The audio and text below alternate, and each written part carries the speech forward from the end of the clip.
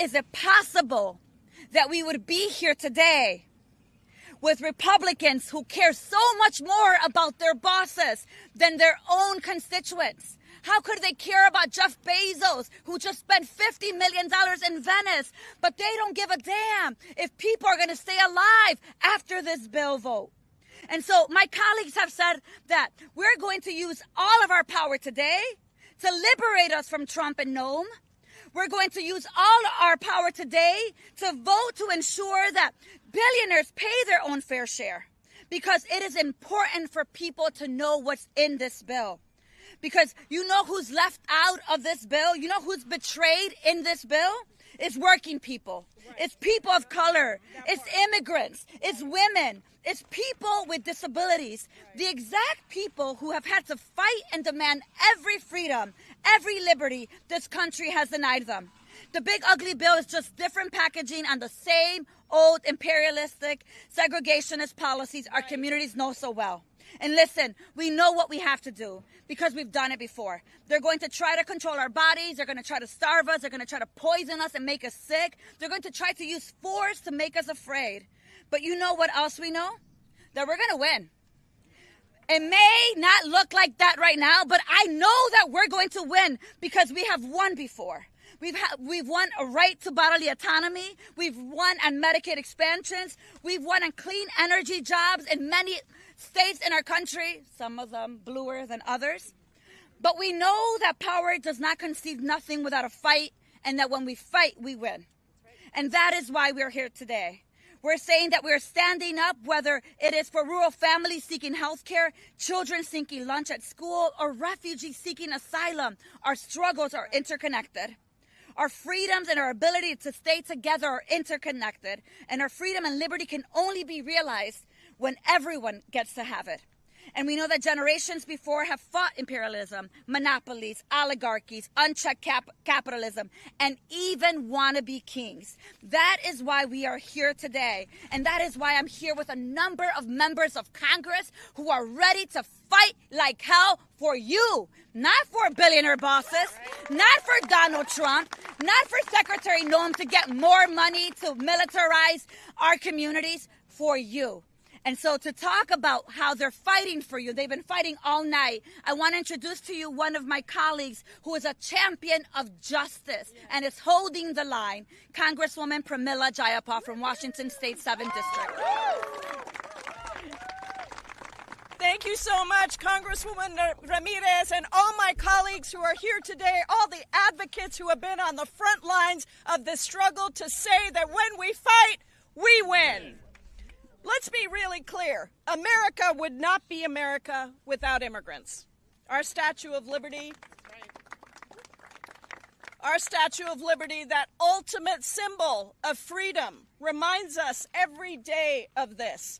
Give me your tired, your poor, your huddled masses yearning to breathe free. Nowhere does it say, send masked men to kidnap and disappear hardworking immigrants of all legal statuses. Nowhere does it say violate the Constitution and the courts by denying basic due process rights to everyone. Nowhere does it say pass a bill that kicks 17 million Americans off of health care and 5 million Americans off of basic food assistance. All so that you can pad the profits of the billionaires and the millionaires and giant corporations, including private for-profit prisons that incarcerate over 40,000 immigrants at taxpayer expense every day. This big bad betrayal bill breaks every promise that our government has made to the people, that Medicaid would be there for you when you get sick, that SNAP will be there for you when you're hungry, that our country welcomes those seeking asylum, refuge, and opportunity, people who want to contribute their full selves to bettering their families and our communities. Instead, this big bad betrayal bill explodes the deficit and is the largest transfer of wealth from poor and working class Americans to the richest in our country. Just imagine $1 trillion in tax breaks going to the top 1% of Americans. They are trying to hide that from you, but let's not forget, as Congresswoman Ramirez said, that this is all interconnected. This bill also supercharges ICE's efforts to send those masked men into our streets and our communities everywhere to kidnap and disappear immigrants of all legal statuses, including U.S. citizens, people with legal visas, and those with no criminal record. And for the first time ever, it imposes a fee on asylum seekers, people who are fleeing their home countries for violence and political persecution and are coming here with literally nothing but the clothes on their backs. This is a cruel, disgusting bill. We all voted hell no the first time. We are all voting hell no this time, and we will continue to stand up for the rights and the freedoms of every person in the United States of America, even as Republicans try to strip our freedoms away from us. Right. Hell no. Hell no. Hell no. Hell no. And now it's my honor to introduce my dear friend and colleague from the great state of Texas, Congresswoman Veronica Escobar. Thank you. Buenas tardes, everyone. Buenos dias. I guess we're about to enter afternoon. Thank you all for being here. I am so incredibly proud to be standing with these great champions for all Americans. My colleague and my friend Pramila Jayapal from Washington talked about a facet of this hideous abomination of a bill that frankly has not gotten enough attention. Yesterday, J.D. Vance chose to highlight this component of this ugly bill, and that is the incredible investment that we are seeing of your tax dollars in the mass deportation system. And it is such an abomination that I think not enough people know about, that I'm going to take a couple of minutes of time right now to tell you about it. But Donald Trump, Stephen Miller, and Kristi Noem are monetizing hate. How are they doing that? They are, in this bill, they will be receiving $80 billion for their mass deportation program. $80 billion. Imagine how many people could get health care with that money. Imagine how many people could get access to nutrition programs with that money. Imagine how much good could be done with that money. But that money, a little bit more than half of that, about $45 billion, will go to supercharging that private, for-profit immigration detention system. And that means an 800% increase in federal immigration detention. Did you know that the United States of America already has the largest immigration detention system in the world? We already do. It is going to grow by 800% because of this bill. So we are going to see more people being chased through agricultural fields, more people being detained in the hospitality industry, more people being disappeared in this country because of this bill. And they're not the only ones, these private corporations are not the only ones benefiting. Guess who else is? The people who are trading stocks like Stephen Miller and monetizing the policy that they are creating. This is all a grift, and it is a way to monetize hate. And we stand united, not just against the hate that is fueling this ugly, hideous abomination of a bill, but the hate that these people in the White House are monetizing. We need your help to tell the American people what's in this. There are still far too many Americans who do not understand that Republicans are taking their health care to help enrich billionaires and to fuel and monetize this system of hate in America. We're not going to stand for it. We need all of you to stand with us to defeat this. And now it is my privilege to introduce my great colleague, the gentlewoman from California, Judy Chu.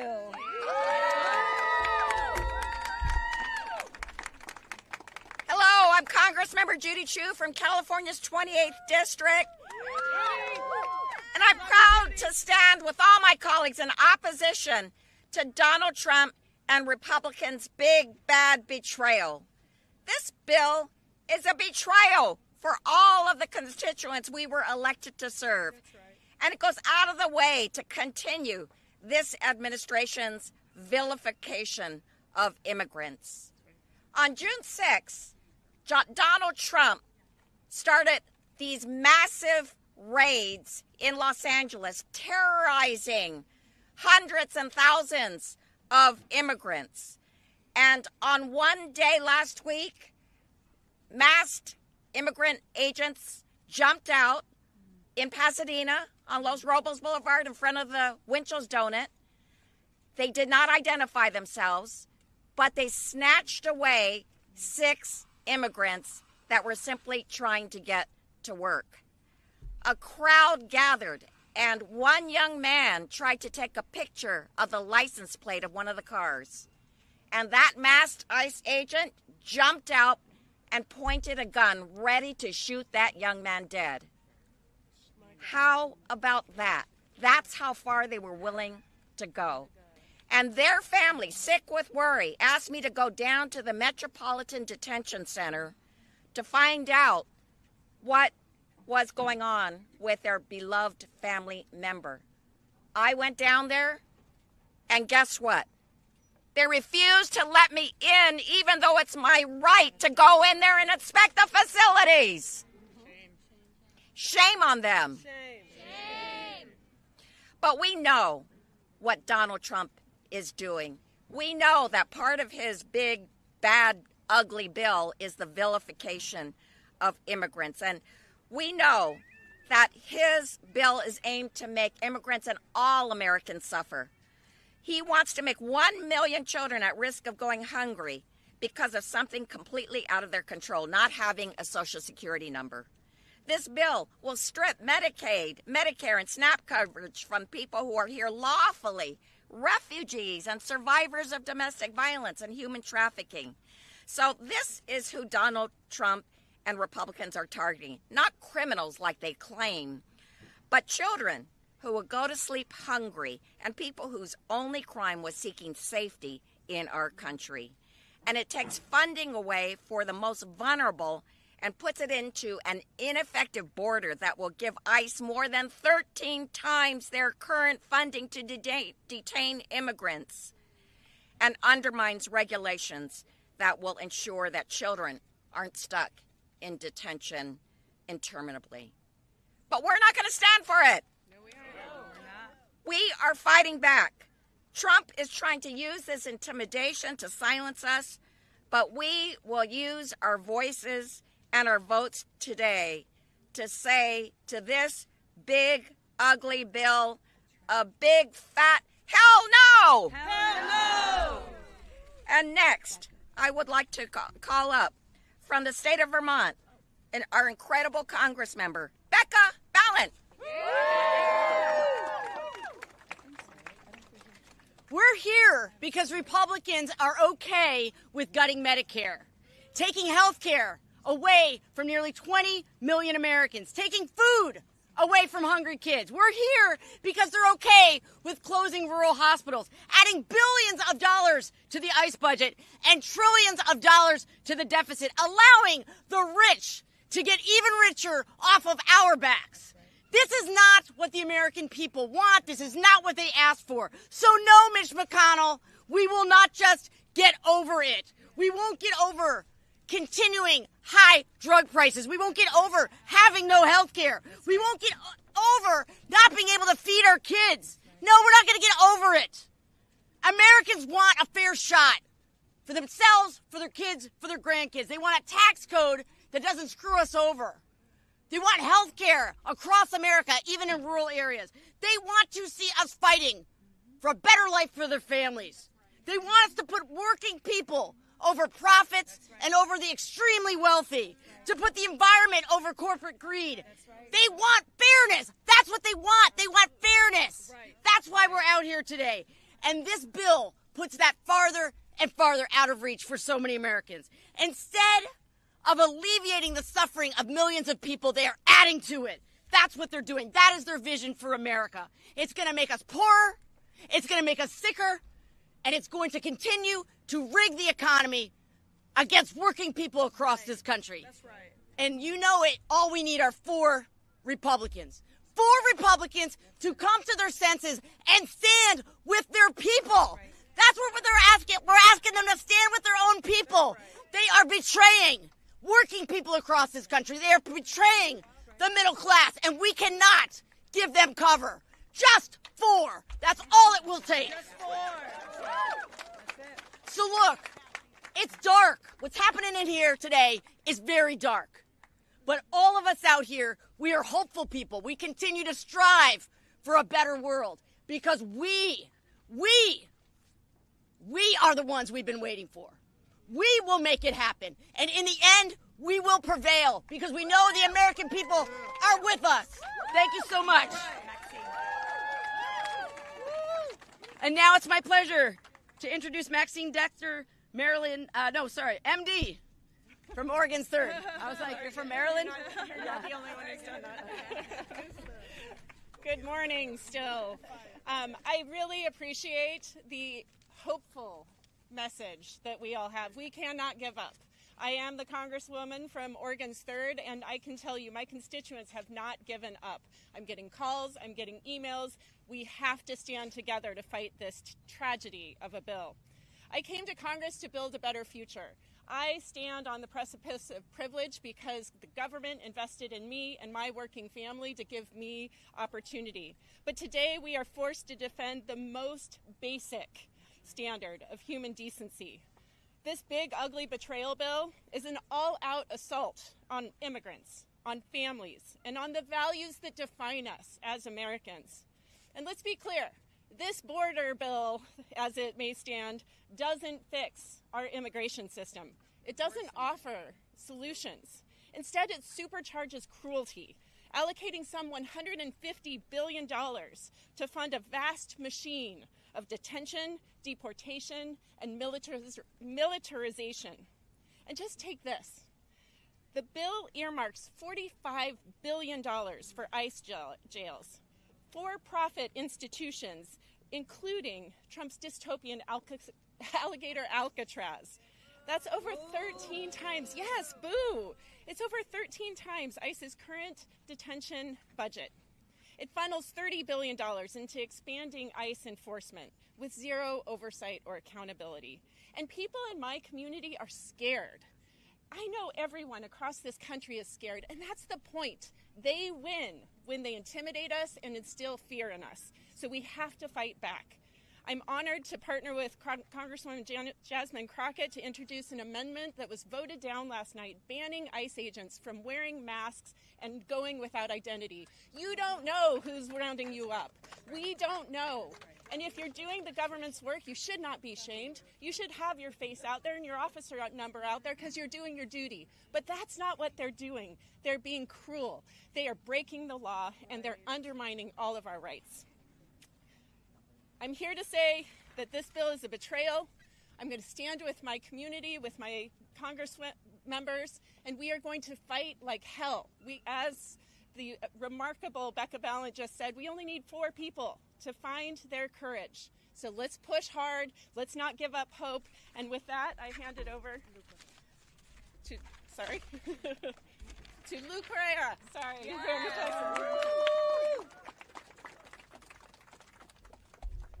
Good afternoon, everyone. You feeling warm? Yeah. Feeling warm? You sweating? Yeah. Let's keep the hard work going. Congressman Correa, Orange County, California. I'm going to ask you all a question. What happened? What in God's name happened? January, full employment, inflation under control. People had access to health care. Fast forward today. Just saw a report. The economy's slowing down. California's slowing down. That can't be good for Main Street. Talk about immigration. Immigration is not about immigrants. Immigration is about America. How many here are patriots? How many love this country? We all do. Food security is national security. How in God's name do we get there? By making sure farm workers are not picking our crops and those crops are rotting. I don't understand what is going on. A lot of bad things here. But just remember, that $3.4 trillion debt, like my Republican colleagues, some of them said, the bill got uglier. And that debt is a transfer of wealth to the people getting the tax cuts, to the younger generations. You're going to have to pay for that for generations to come. Don't give up the fight. We have maybe one vote, possibly 3 votes. You got to keep pushing hard. Our nation depends on it. Thank you very much.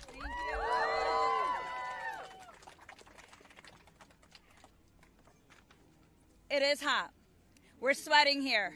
But you know what? It is worth it for the constituents that we represent, because for us, this is a very small thing we do in standing up every day to Donald Trump on behalf of our people. Someone that stands up every breathing moment, who is with us here. She's been here enduring that sun now for the last 30 minutes. It is our Congresswoman from Massachusetts. I said Minnesota. We're hot.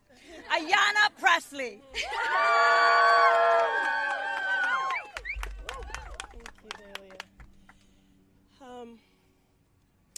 You know, a moment ago there were some hecklers here, and they were cheering on every time we invoked Donald Trump or J.D. Vance's name. They were cheering them on and clapping for them. I wish they were still here so that I could tell them, I will pray for you. And myself and my colleagues are fighting hard to defend you. You have been deeply betrayed. The only thing that the occupant of the Oval Office, this fascist dictator, white supremacist in chief, is doing is equal opportunity harm. Nothing will save anyone from the harm that is coming if this bill becomes law. Rural communities, yeah, Mima, Pawpaw, Junebug. Urban communities, Big Mama, all our cousins. Everyone will feel this in urban, rural, and suburban communities. So I want them to know that we are fighting hard to defend everyone from this harm, because this will be a tsunami of hurt. Thank you to my sister in service, Congresswoman Daley Ramirez, for convening us today, and to our colleagues for speaking out in this somber moment. I'm reminded often of the words of Coretta Scott King, who said that starving a child is violence. Neglecting school children is violence. That's right. Ignoring medical need is violence. Contempt for those living in poverty is violence. And let me be clear, Republicans' big, ugly betrayal of a bill is violent. It is an assault. It is an assault on working families and on every single person who calls this nation home. It would rip away health care from over 17 million people. It would deny food to hungry elders and babies. It would destroy Medicaid for babies in the NICU and patients with chronic illnesses, gut services like prenatal care, and cancer screenings at Planned Parenthood, and push critical reproductive health care further out of reach. And for what? To give billionaires even more money they do not need. Republicans are so desperate to line the pockets of their ultra-wealthy donors that they are willing to make millions of people, millions of their own constituents, poorer, sicker, hungrier, and more vulnerable, and strip them of basic bodily autonomy. This is an anti-freedom agenda, supposedly wrapped in the flag and so-called faith. It is shameful, and they are shameless. At this point, I'm running out of words to describe the harm of this bill. It is cruel, it is callous, and it is completely clueless. Clueless about the lives of everyday people, real people with real struggles and real needs. Republicans claim to be the party of God. But I don't know what God these people serve. Must be God with a lowercase g.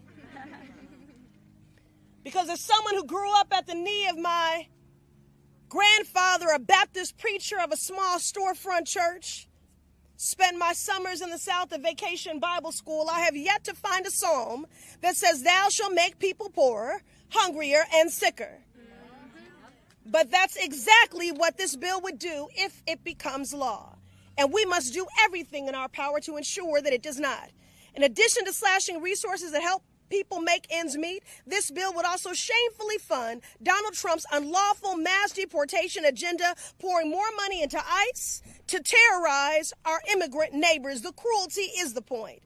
Let's be clear. Republicans are ramming this bill through Congress so they can move us closer to their dark, dystopian vision of Donald Trump's America, an America where billionaires thrive and everyone else suffers. An America where families are criminalized for needing food or health care, where patients are denied the care they need, and where the poor are punished simply for being poor. I represent the Massachusetts 7th, one of the most vibrant, diverse, and dynamic districts in the country, but also one of the most unequal.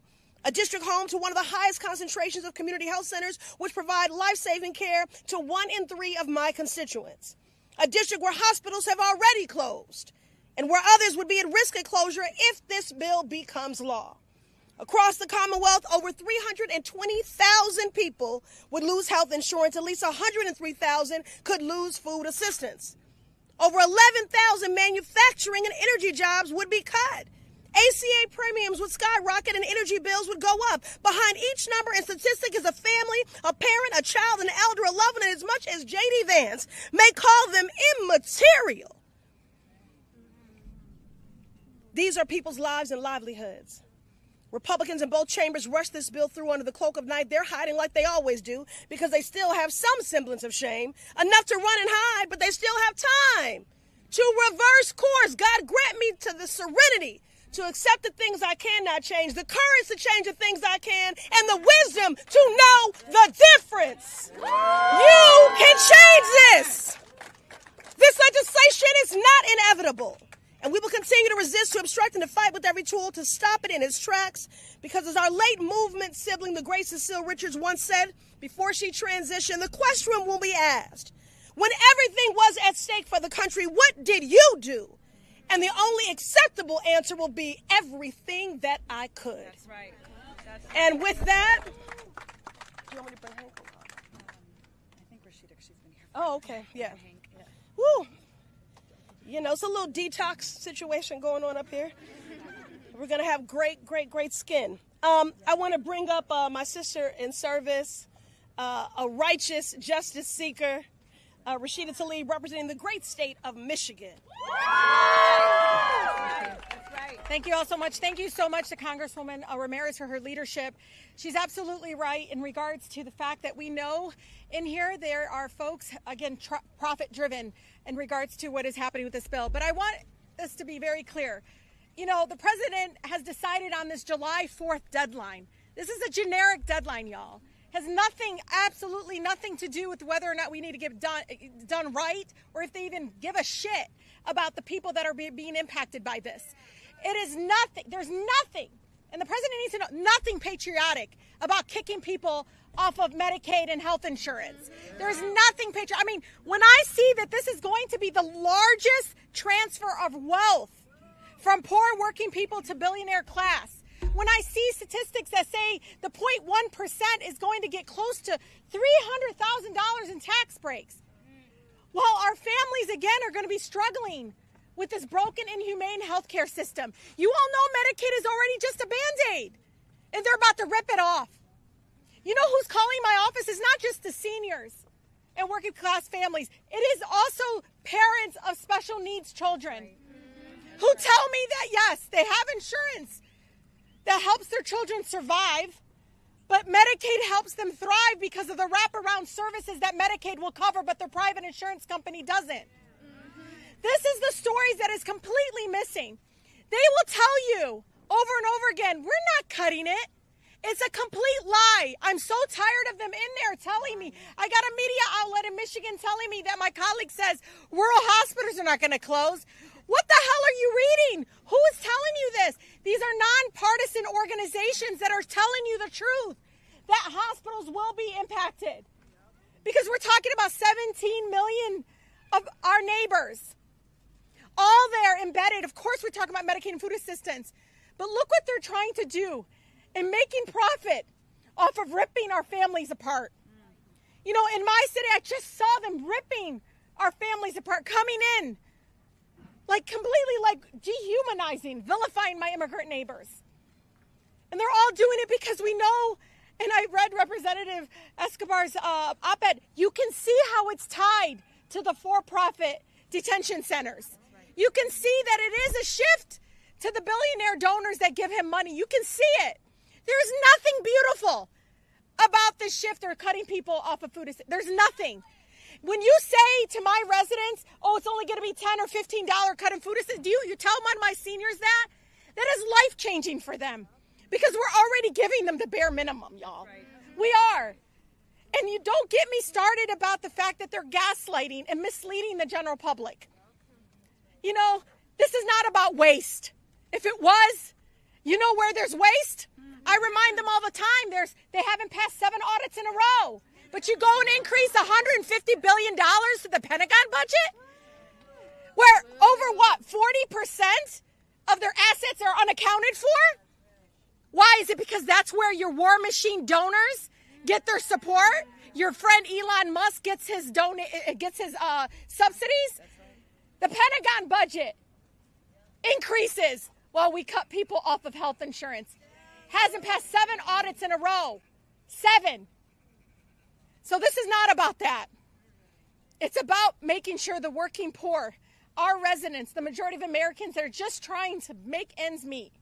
And they really are. When I see numbers, Delia, like 80% of people on Medicaid are working already.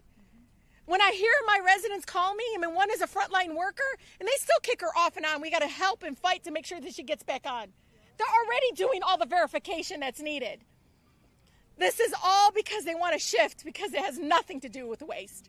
If it did, they would have started in the Pentagon budget. It has nothing to do with savings, because guess what? This budget to shift for the tax breaks and giveaways for the billionaires and the corporations. I mean, Facebook not paying federal income tax? Come on, y'all.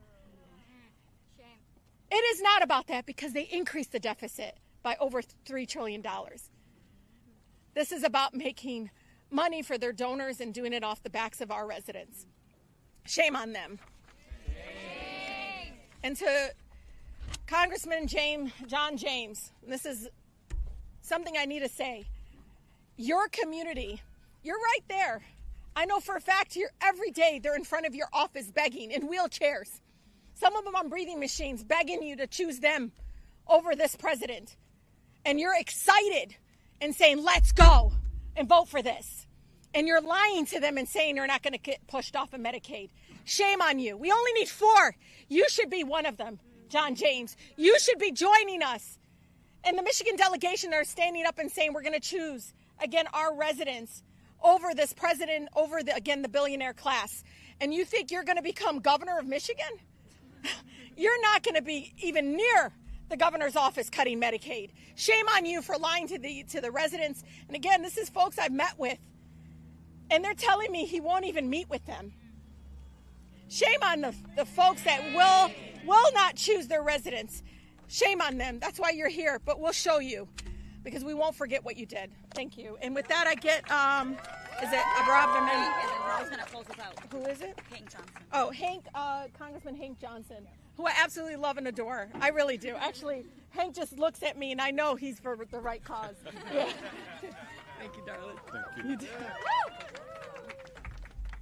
Good afternoon, everybody. I'm Congressman Hank Johnson, representing Georgia's 4th Congressional District, and I am happy to be here with my good friend, Congresswoman Delia Ramirez.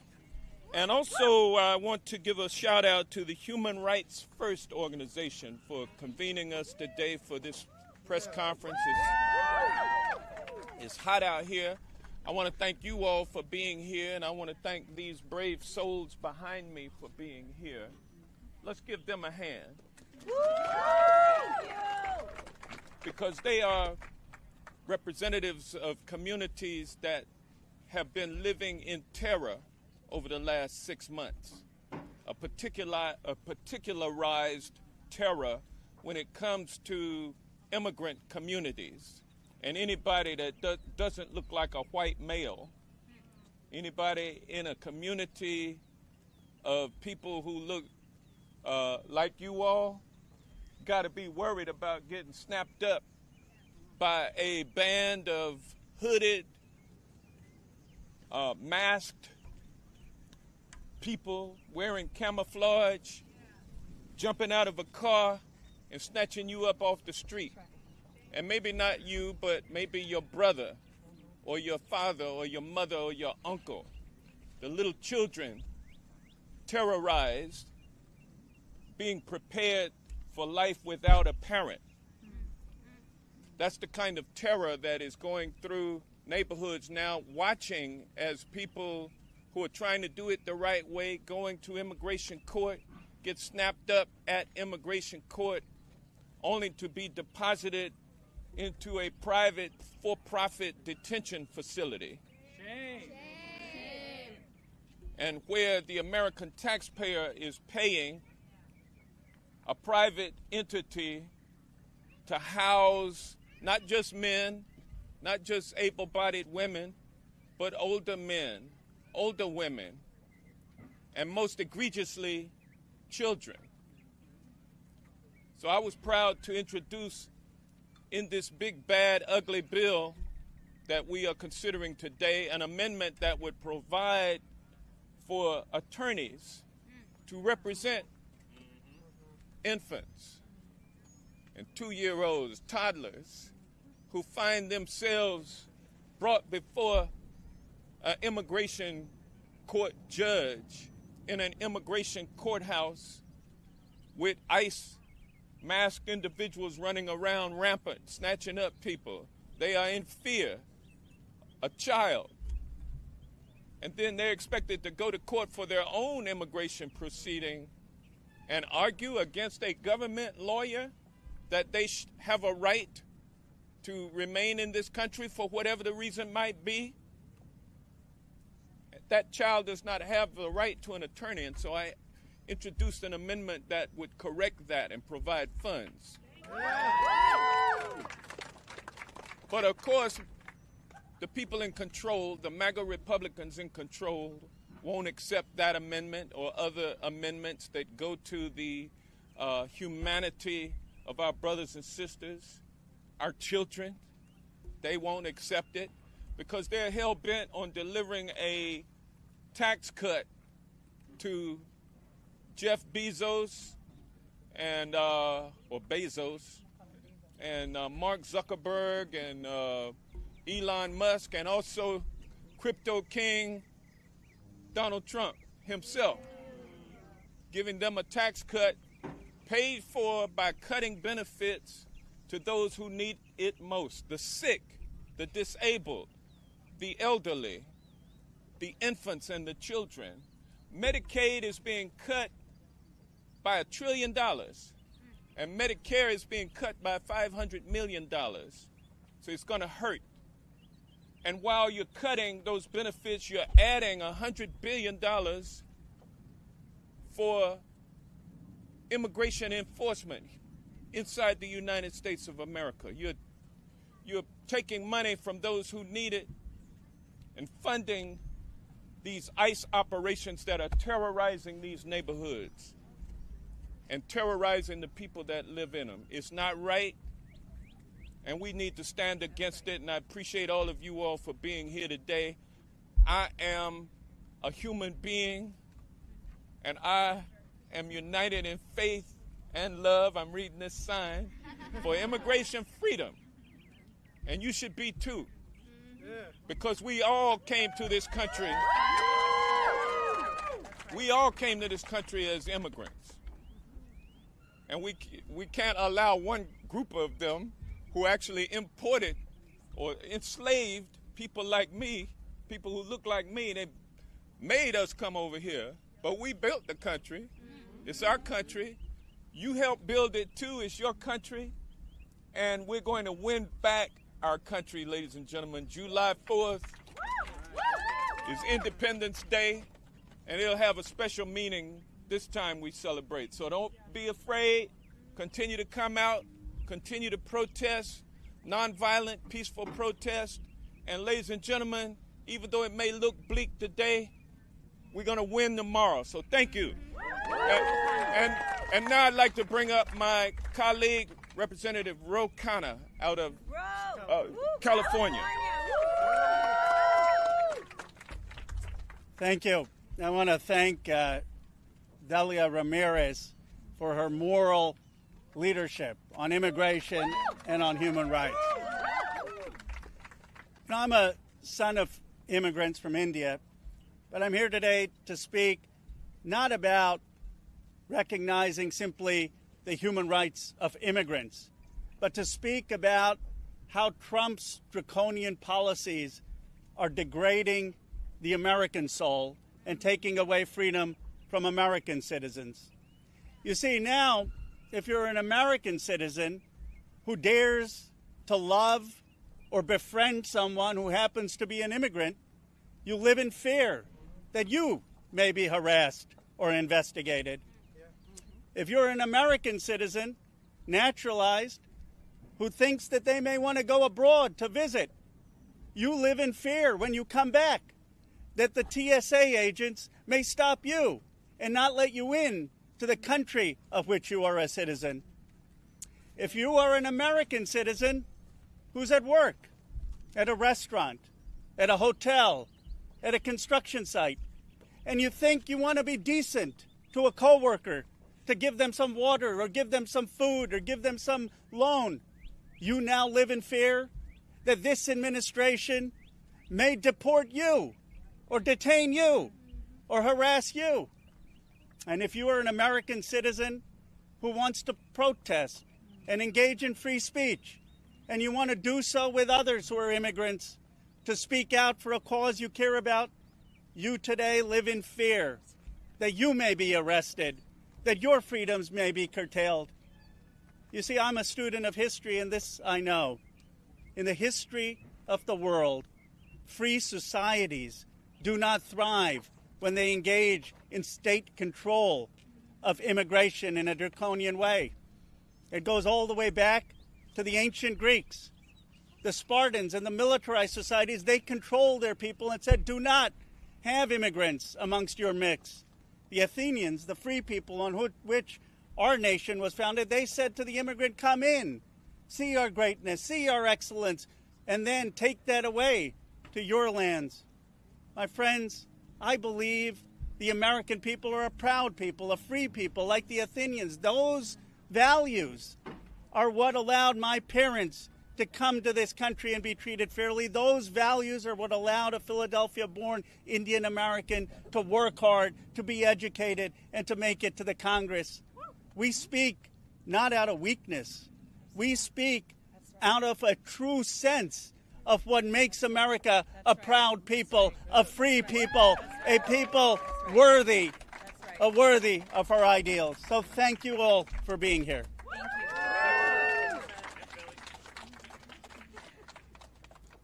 I know we're hot. I know it's been sweaty. But some of us, including Ro, and every one of you here has been standing here and would probably stand here another hour or two or days if it meant that we would protect health care, if it meant that we'd protect nutrition for our babies, if it meant that we stopped the violation of human rights that you are seeing under this administration. So I just want to say thank you to all of you. We have just 2 more people, I think 3 more people that are going to speak real quick from the organizations, because the truth is that Ro and every member of Congress here, and we can't do this work if it weren't for you. You are on the ground protecting, holding the line for our constituents while we are fighting on the inside here. So to hear a little bit more from the people that are organizing, that are mobilizing, that are agitating, I want to introduce to you Izzy Vogt from United We Dream. Thank you, Congresswoman, and thank you all for sweating in solidarity with me. That's right, sweating in solidarity. I speak to you today as a proud member of United We Dream and a student of international affairs at Georgetown University. As we speak, The Trump administration, and more specifically the House Republicans, are forging ahead with the bill they've officially named and like to affectionately call the One Big Beautiful Bill Act. Let it be known, there is nothing beautiful about it. Our opposition has conflated beauty for greed, for ego, and for domination over our lives and our futures, over the lives of working people, students, parents, families, and the communities that make this country truly great. This bill would lock in another $150 billion for ICE to continue ransacking our communities.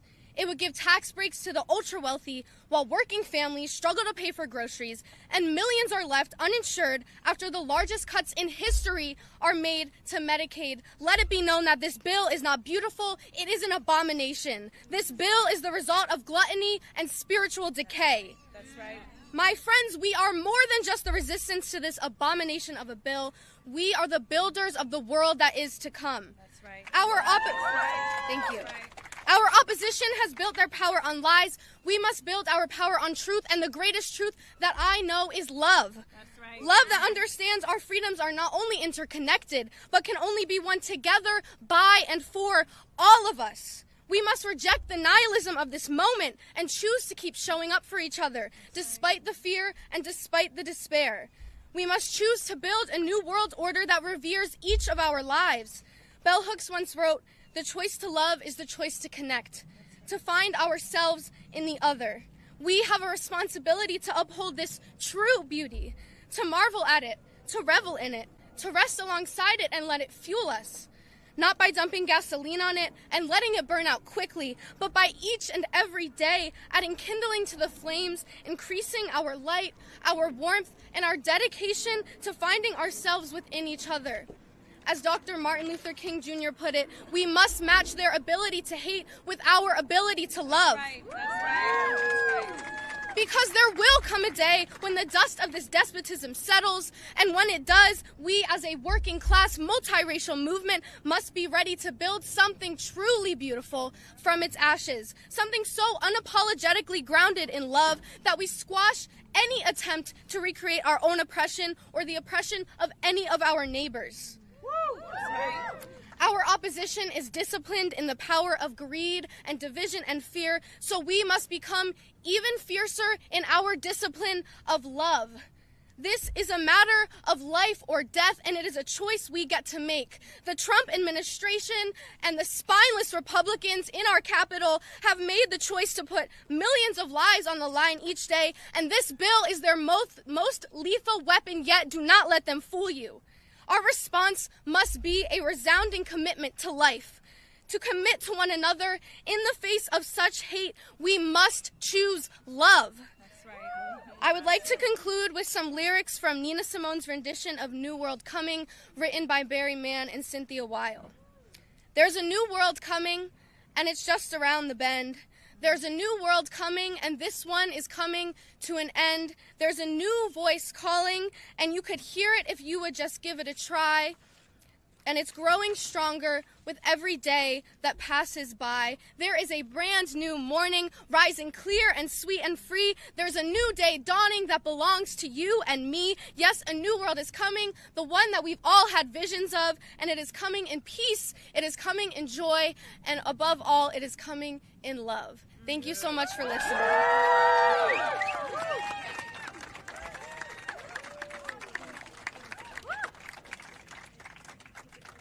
Amen. I want to introduce to you now Wendy Cervantes with CLASP. Good afternoon. Thank you for being here today, and thank you, Congresswoman. I stand here today as the Director of Immigration for the Center for Law and Social Policy and also the Director of the Children Thrive Action Network, and I am also the proud daughter of Mexican immigrants and the mother of two young children, and I'm here today for them and for the millions of children whose lives are at stake in this bill today.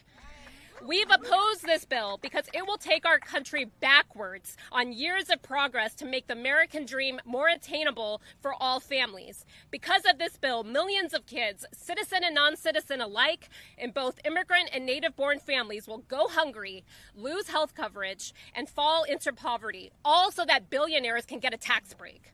And if that isn't outrageous enough, our taxpayer dollars will be used to turbocharge Trump's devastating mass deportation agenda. This includes more than $45 billion to jail families indefinitely in conditions that medical experts have found to be completely inappropriate for children, and nearly $30 billion to hire more ICE agents to disappear community members and to rip parents away from their children. More than 5 million children, most of them citizens, are at risk of losing a parent to deportation with lifelong consequences to their health and well-being. We've already witnessed ICE arrest moms and dads all over the country and deport U.S. citizen kids fighting cancer without any regard to their medical needs.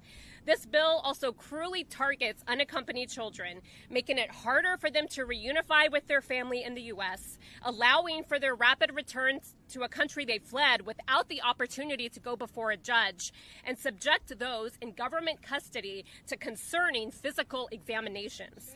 In other words, this bill turns an immigration system that is already harmful to kids to one that ignores their humanity altogether, treating even asylum-seeking toddlers and babies as criminals rather than deserving children that deserve compassion and at the very least due process. This bill is a betrayal to our children, pure and simple, robbing our most vulnerable of supports they need to thrive, all to benefit the wealthy and to further terrorize immigrant kids and families. This bill will set us on a dangerous path for generations of harm, which we as a country will ultimately pay the price for. Our future is at stake, our democracy is at stake, and our kids are counting on us to fight for it. So we urge House Republicans to do the right thing. We have to reject this bill. And to my fellow Americans who believe in protecting our democracy, I call on you to stand up and join us in defending our children's future. Thank you.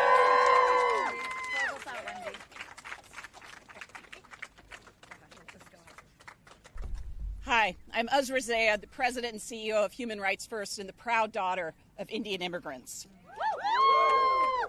As millions of Americans lose health insurance, this bill forks over more than $150 billion to supercharge the policies of grave harm we've been horrified by these past 6 months.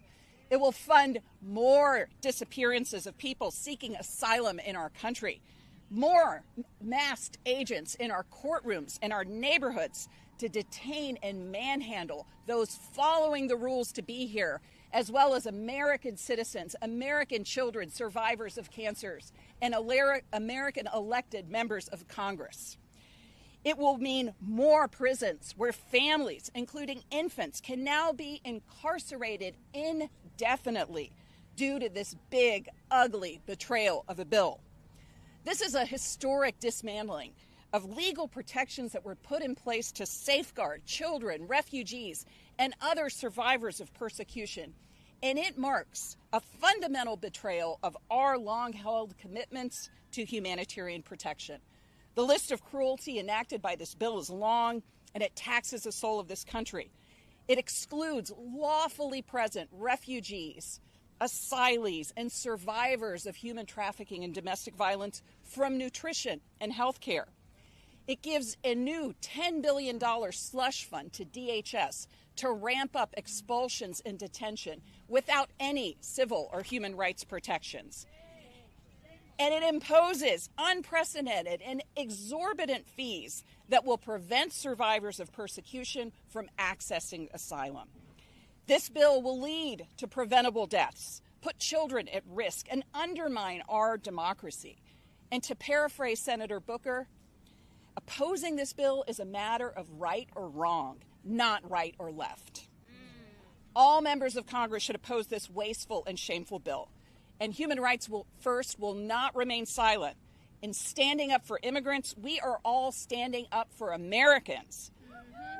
We are standing up for our human rights. And let us be clear-eyed and not allow unlawful anti-immigrant overreach to result in a broader suppression of our constitutional protections. Just this week, we've seen the elimination of temporary protected status for Haitians alongside the dangerous targeting of judges' abilities to stop plainly unconstitutional policies. Our government is not just refusing to welcome those fleeing danger, but it's choosing to send people to countries that that same government has warned Americans not to visit due to risk of significant harm. It is hard in the face of such hypocrisy and unrelenting cruelty to see the way forward. But for now, we urge members of the House of the Representatives to use their vote to strongly denounce these policies of brutality and say no to this big, ugly betrayal, and continue to stand with communities across America who are saying no to racist and violent targeting of our neighbors. Human Rights First will continue to fight this bill and others like it. We will continue to show up for refugees, immigrants, and their families in the courts, in detention centers, and on the front lines where we will see the true devastating impact of this legislation.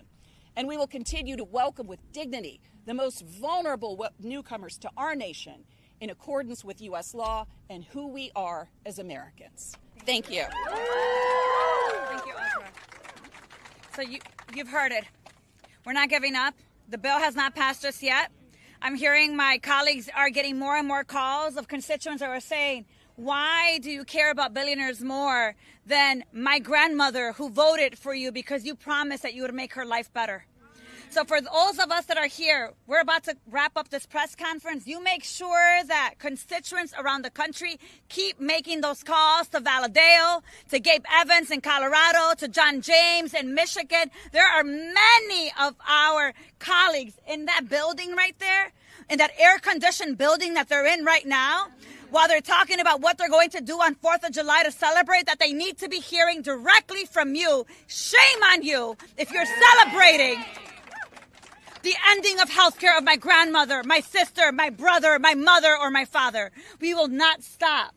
And we're going to continue to obstruct while we go in there, while you continue to organize here. Because the reality is, and you said it so beautifully, while they have radicalized our community and weaponized government for hate, we are going to radically demonstrate what love looks like, what connection looks like, what organizing looks like, and we will not stop. Whether it is immigrants, whether it's trans rights, whether it's Palestinian lives, we are fighting for everyone in this bill, in this place. But let's go, and let's go vote hell no on the betrayal bill of Donald Trump. Thank you, everyone. Gracias.